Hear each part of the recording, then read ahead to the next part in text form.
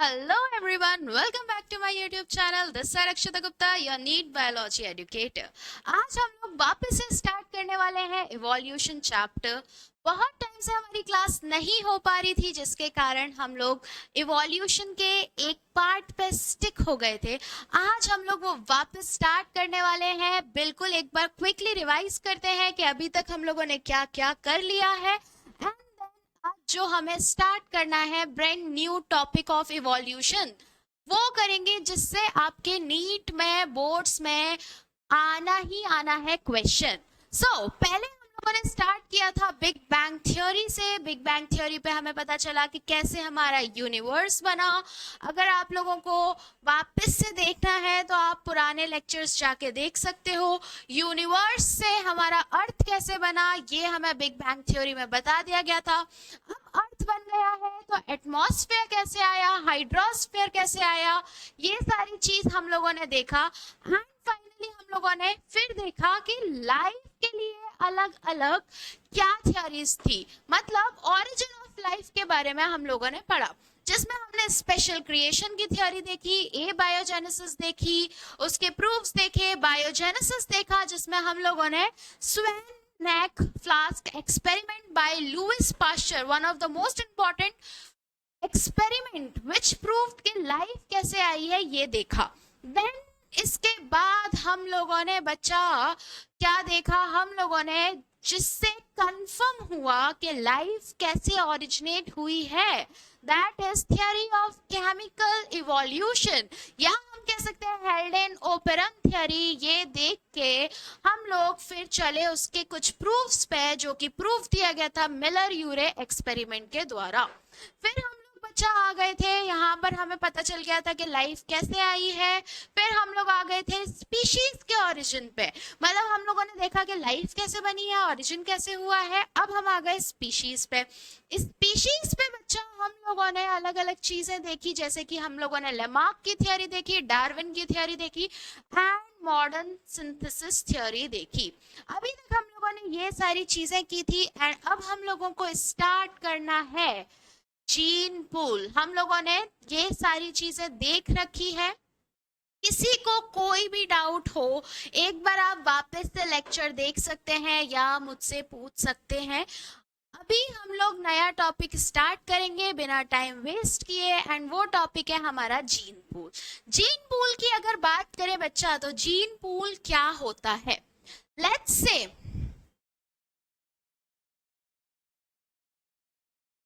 से कि ये हमारा एक एरिया है।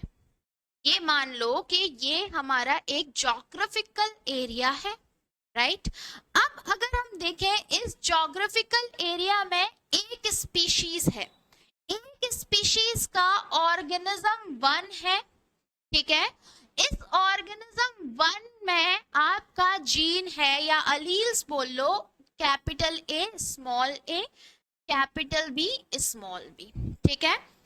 फिर आपका ऑर्गेनिज्म 2 है, इसमें अलील्स है capital C small C, capital D small D, right. Then आपका ऑर्गेनिज्म 3 है, जिसमें आपका capital E small E, capital F small F. ऐसे ही सो ऑन आपके सारे ऑर्गेनिजम्स जाएंगे एंड सिमिलरली सो ऑन आपकी सारी अलील्स जाएंगी।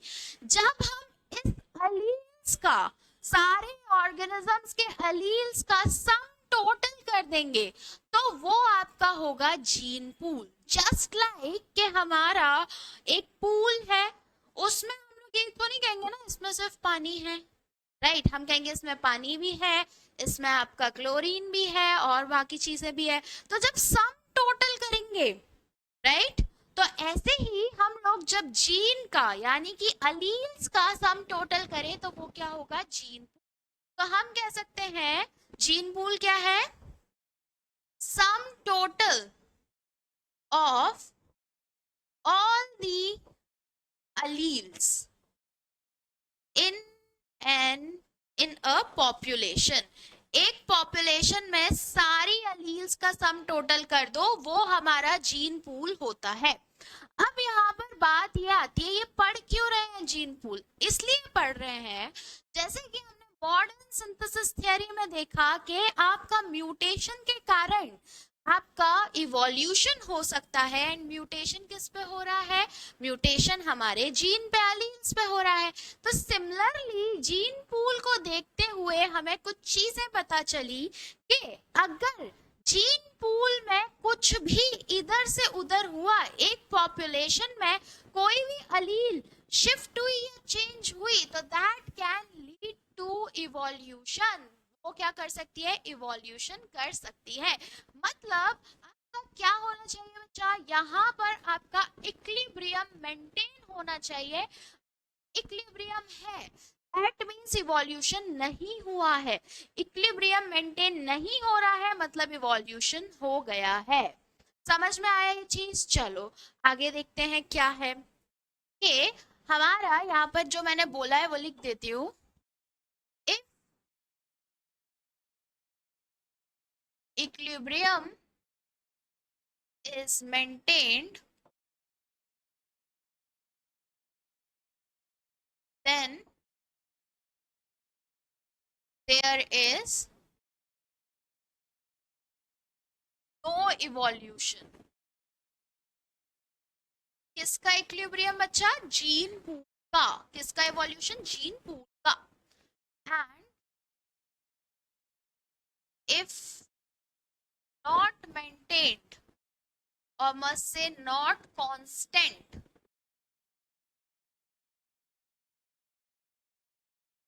then there is evolution. इसी जीन पूल के कांस्टेंट होने को क्या बोलेंगे हम लोग? यहाँ पर हम लोग देखेंगे किसके हिसाब से? इक्विलिब्रियम के हिसाब से। ठीक है, इसी कॉन्सेप्ट को आपका किसने फॉलो किया था? हार्डी वेनबर्ग ने। हार्डी वेनबर्ग जो थे, इन लोगों ने एक प्रिंसिपल दिया था। उनने बोला था कि जीन पूल के इक्विलिब्रियम के ऊपर हम लोग देखेंगे क्या होगा। जैसे कि इनने बोला था कि सपोज एक अलील है, मान लो capital A small A, right? इसकी फ्रीक्वेंसी बोली गई कि अलील फ्रीक्वेंसी देखेंगे हम लोग बच्चा, और वो अलील फ्रीक्वेंसी होगी पी क्यू, राइट? ए को हमने पी में लिया, स्मॉल ए को क्यू में लिया। हम ये चीज जेनेटिक्स में देखते हैं, राइट? इनने बोला कि अगर आपका P plus Q is equals to 1 आ रहा है, मतलब कांस्टेंट है, दैट इक्विलिब्रियम नहीं आपका हटा है, मतलब आपका इवोल्यूशन नहीं हुआ है। मगर यही चीज अगर आपकी 1 से कम आ रही है या ज्यादा आ रही है, दैट मीन्स आपका इक्विलिब्रियम क्या हुआ है? चेंज हुआ है। मतलब 0.5 प्लस 0.5 अगर ये रहेगा तो that means constant, that is no evolution. अगर यही आपका कम या ज्यादा हो गया तो वो क्या हो जाएगा? आपका इवोल्यूशन हो जाएगा। If more than less than 1, evolution. और इसी चीज को इनने क्या करा है? P square plus Q square plus 2pq is equals to 1। इसी पे आपके क्वेश्चंस आएंगे। कैसे क्वेश्चंस आएंगे? आपको p दे दिया होगा अलील, राइट? उसकी फ्रीक्वेंसी दे दी होगी, q दे दिया होगा, आपको 2pq हेट्रोजाइगस निकालना होगा, या आपको डोमिनेंट अलील का दे दिया होगा, आपको रिसेसिव अलील का निकालना होगा। जो हम लोग dominant, recessive, heterozygous, homozygous words कहाँ से जानते हैं? जेनेटिक्स से जानते हैं। वही वर्ड यूज करके हमें ये चीज को देखना है। Is it clear? एक बार देखिए।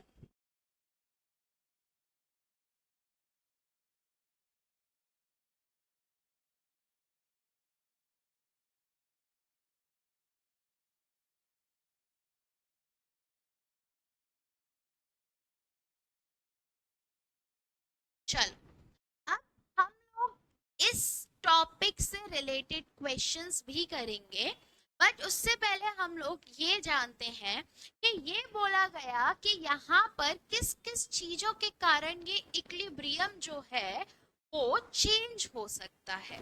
ठीक है, सो हम लोगों को क्या देखना है, factors that can change the equilibrium और we can say that can lead to evolution, right. Factors that can change the equilibrium or that can, क्या कहेंगे बच्चा, लीड टू इवोल्यूशन। वही पढ़ रहे हैं ना, चैप्टर का नाम ही वो है, लीड टू इवोल्यूशन। सो यहाँ पर हम देखें तो सबसे पहला है बच्चा आपका जेनेट म्यूटेशन, जो कि हम देख ही चुके हैं, राइट। दूसरा है जीन फ्लो, तीसरा है जेनेटिक ड्रिफ्ट, चौथा है नेचुरल सिलेक्शन। नेचुरल सिलेक्शन किसने बताया था, डार्विन ने भी बताया था। सो ये सारी चीजें हमें एक एक करके देखना है। सबसे पहले अगर हम देखें म्यूटेशन की, हमें क्या लेना है बच्चा, एक जीन पूल लेना है।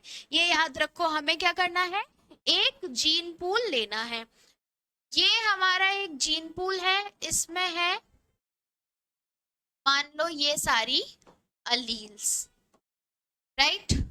अब मान लो यहाँ पर हमने म्यूटेशन में देखा था एडिशन या डिलीशन, राइट। अगर मैं अभी यहाँ पर बात करूं ए की फ्रीक्वेंसी क्या है, सो यहाँ पर 1 2 3 4 5 6 7 8, राइट। तो ये क्या होगा 1/8, राइट। अगर आपका ए डिलीट हो गया, मान लो अभी हम क्या देख रहे हैं, ए का यहाँ पर 8 है, राइट।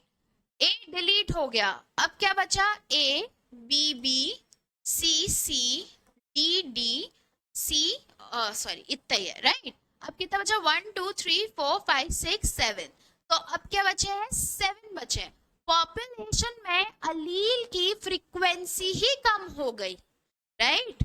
फ्रीक्वेंसी कम हो गई मतलब आपका it leads to evolution, so this leads to evolution. Similarly आप ऐड करोगे तो भी यही होगा।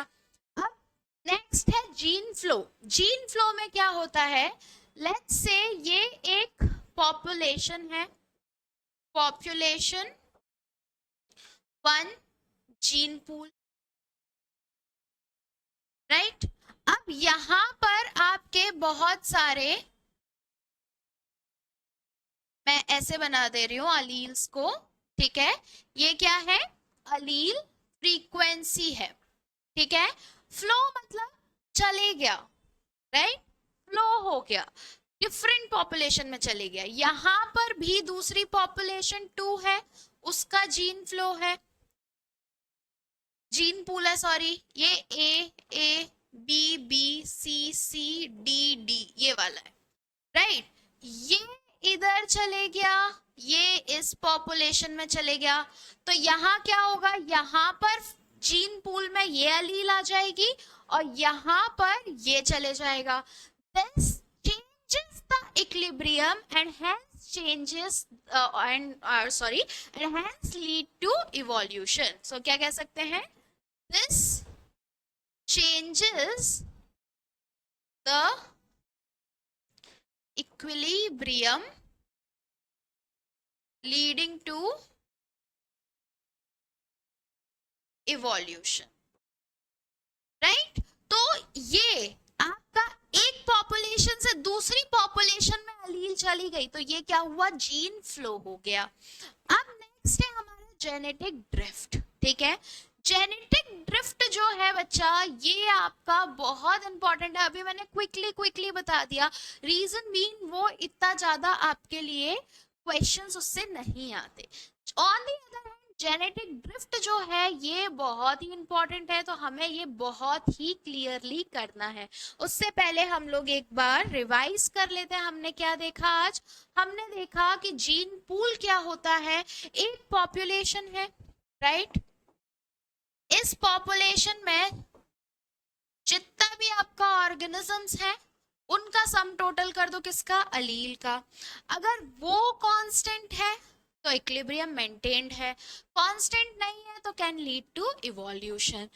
हम लोगों ने फिर देखा उसी कंसेप्ट को लेके हार्डी वेनबर्ग प्रिंसिपल बना, जिसमें देखा कि कोई भी आपने अलील ली, उस अलील की फ्रीक्वेंसी है, अगर फ्रीक्वेंसी इज इक्वल्स टू 1 है, मतलब आपका क्या है बच्चा?